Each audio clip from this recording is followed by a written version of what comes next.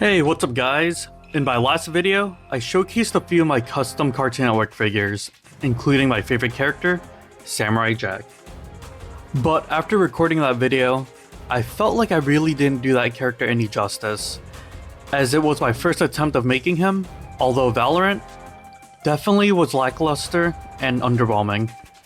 I've made that figure back in 2021, and since then, I would like to think I've gotten better at customizing and sculpting. Also, there has been a large array of characters that had come out since then, which I believe I can improve upon this older custom and hopefully do the character some justice. In this video, I'll be going over my thought process and what steps I made to improve upon this custom. And later on, showcase some of the show's fan favorite characters and how I made those figures. That being said, let's begin.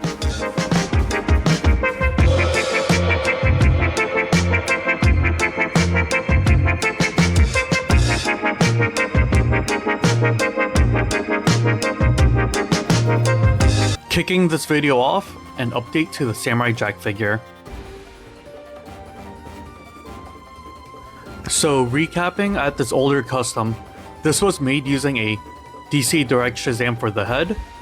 The base was from a Marvel Legends comic Shang-Chi, arms from a Hand Ninja figure, and the gi and top knot from a Death Dealer figure. So breaking down this old custom, there was many things that were questionable and lacking with it. Going into it, this Shazam head sculpt is actually pretty great, but it just doesn't fit the figure right. It's a bit too large, and the way that it is sculpted, it just won't match the base that I'm using with it. Just not a good fit. So I need to go ahead and update this.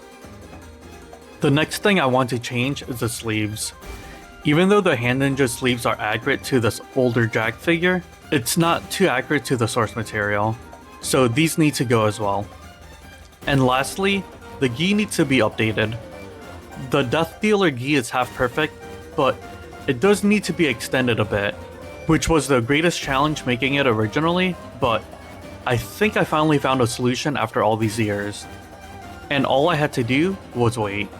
For the new head sculpt, I was looking through both Hasbro and McFarlane library of figures, and I unfortunately still could not really find a good Samurai Jack head sculpt to use.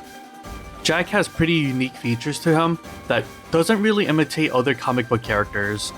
So unfortunately, that was a bust. So I went ahead and opted to 3D print one instead. It was a toss-up between this 3D Jack statue and the character model from Multiverses. The Multiverse head sculpt looks really good and is pretty solid, but after placing it onto the base, it still looks good, but I just wasn't feeling it. So checking out the statue model, I feel like this looks more accurate to Jack, but the side eye is a little limiting. I still dig this more, plus he got that Spirit of the Samurai look to him. So swapping out the Shazam head sculpt with a 3D printed one. For the arms, it was a simple enough fix, swapping out the arm sleeves with actual jacket sleeves. I don't actually remember where the jacket sleeves are from, but I'm pretty sure that the comic jacket sleeves are pretty much the same mold and sculpt all throughout all the comic book sleeves. Although an educated guess, I want to say it's from Morlon. The cuffs are definitely from Morlon, which adds onto the sleeve of the figure. So swapping out ninja sleeves to jacket sleeves. And lastly, the gi. Not a lot has changed since I think the idea was still pretty good. I'll still be using the Death Dealer gi for the upper part. To make the transition go a little bit smoother, I tried to smooth out the texture as best as I can without making holes in it with a Dremel. The major thing I needed to change was the lower robe and extend it. So looking through my fodder bin, I found nothing. But looking through my Build-A-Figure parts, I came across the Watcher, particularly from this What If Nebula figure. This piece from the Watcher is perfect, and I needed to cut and tailor it to the robe. So I split this Death Dealer robe in half and attached half of the Watcher's robe. It was kind of hard to match it up. It required a little bit of trial and error, but I got it to work out. In order to hide the gaps in between the two robe pieces, I just sculpted on a robe tie using a 2-part epoxy clay. So here's a before and after my Samurai Jack custom.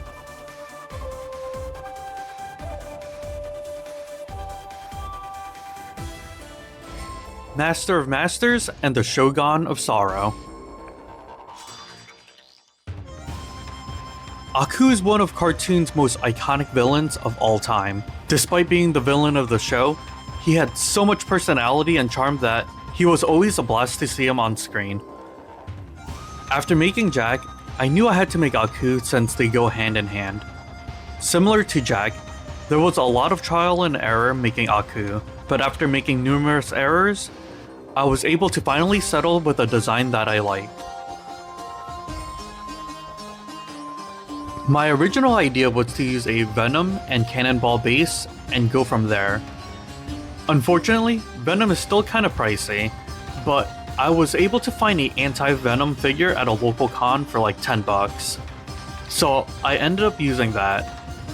Not a bad idea, but I did run into a few issues with this.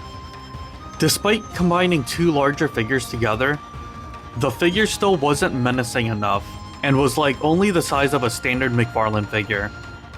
Which is usually fine since McFarlane figures run a bit larger compared to the Marvel Legends, but in the show, Aku's like the size of a tower or like a sentinel. I know that he's a shapeshifter, so it shouldn't really matter too much, but I wanted him to look imposing next to other figures. So issue 1 was finding a tall enough figure for a menacing stature. There's a bunch of beefy Marvel Legends, but not a lot of lanky figures out there. But there is this underrated gem of a figure. Crow from the Eternals wave.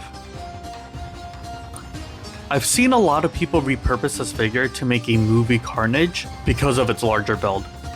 This figure is also surprisingly really cheap and is usually on sale a lot. So this is a perfect fix to my initial issue. Also works out since he has these tendrils around his shoulder, which can be a stand-in for Aku's shoulder spikes. The texture throughout the figure gives him more detailing too, and honestly, it makes it look a lot cooler. For the legs, Cannonball still really works well for this idea. I was lucky enough to find one at Ollie's for like 10 bucks, but even then, currently, he is still pretty cheap. Obviously, the torso swivel of a deluxe MCU figure will not match with a comic Marvel Legend figure. So, in order to remedy this, I use a 2-part epoxy to bridge the gap between the two bases. This works out since I didn't really need Aku to have a waist swivel, since he kinda just stands there throughout the series. Issue 2 was finding a good enough head sculpt. This proved to be surprisingly difficult to find. I originally tried to use a Oni mask from the G.I. Joe Blue Ninja 2-pack, which surprisingly works decently, but at the end of the day, it still looked like a person in a mask rather than an actual demon. I also thought about using an Inner Demon figure by Marvel Legends, since there's also an Oni mask with them, but just like the G.I. Joe Blue Ninja, the issue with this is it just looks like a man wearing a mask rather than it being a demon. Also, spending around 70 bucks for a subpar head sculpt for a custom, yeah, that just wasn't gonna cut it. So I had to expand my search. On eBay, I did come across this Oni head sculpt, although admittingly, it is pretty pricey. Oof. Normally, I wouldn't spend that much on a head sculpt because it's literally the price of a whole ass figure. But it is for Aku, and since I do like the character a lot, I had to pull the trigger on this.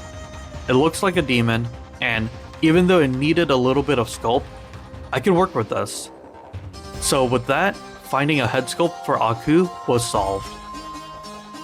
So assembling this figure all together, we have this custom Aku figure. Ultimately, I settled on using this 3D printed head of an Oni, the torso from a Crow figure, and legs from a Cannonball figure. Overall, surprisingly a pretty easy custom to make, and pretty cost effective too. I definitely spent way less making Aku than I did Jack. Yeah, let's not look into that. Anywho, what other Samurai Jack figures do you want me to make next? I'm considering making the Guardian, or Josephine and Ezekiel, or X49, but yeah, let me know. As a bonus, gonna quickly go over how I made this Ashi figure. Ashi was a standout in the final season of Samurai Jack, and is pretty much the second main character of that season. So I definitely needed to make that character. Plus, it's not too hard to make, to be honest. For the head sculpt, I replaced the hair and sculpted on the onion hair with some clay, and used a Walmart exclusive Black Widow figure, since she has that scowl look on her face. That being said, I was pleasantly surprised when I saw this figure at Ollie's for like 10 bucks a few years back. I swear, that place is usually just a warehouse for Eternals figures, but occasionally you do run into something worthwhile. But yeah, I think later on I'll probably substitute the head for a Psylocke or something, but until I find one pretty cheap, this will do for now. And for the base, pretty easy to guess, a Marvel Legends Shriek figure. That figure is mostly a plain black base with a little bit of paint, so I painted over the whole figure with black paint, but in hindsight, it's probably easier to just use paint remover instead. I used Mod Podge and painted the entire base in a gloss finish to give it a little bit more detail. Samurai Jack was an incredible show back then, with a large array of beloved and memorable characters in its cast.